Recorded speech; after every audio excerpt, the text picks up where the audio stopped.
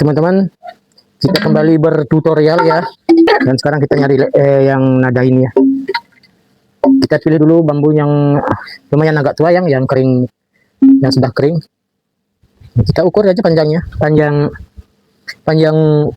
tabungnya dan panjang daunnya. Ini ya caranya.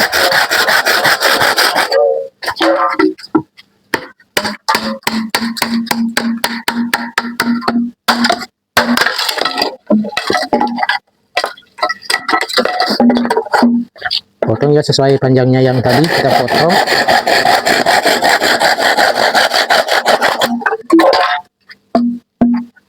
Dan ininya kita keluarin ya, matanya ya kita keluarin. Dan ada pun juga kotoran yang di dalamnya kita keluarin juga ya, debu-debunya.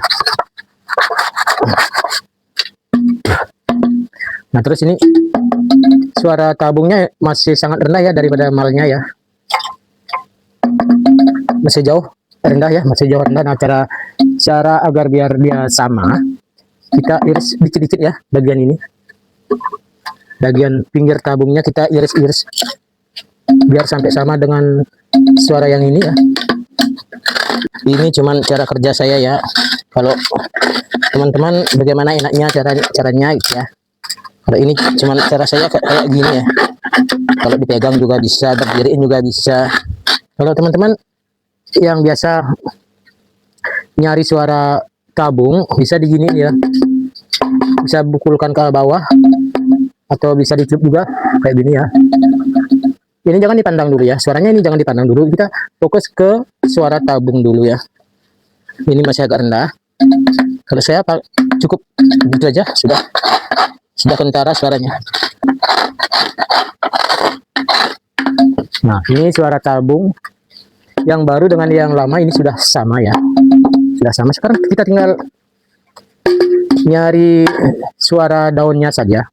Caranya begitu, seperti tutorial yang tadi atau yang kemarin, kita iris-iris di bagian samping sedikit ya, jangan terlalu banyak nanti biar enggak kelewatan dia.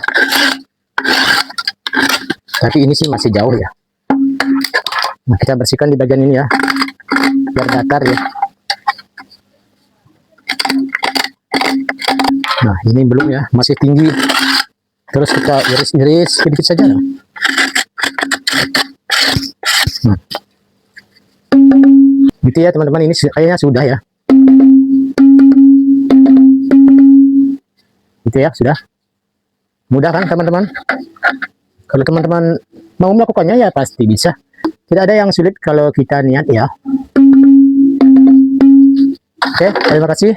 Semoga bermanfaat dan selamat mencoba. Salam budaya warisan leluhur.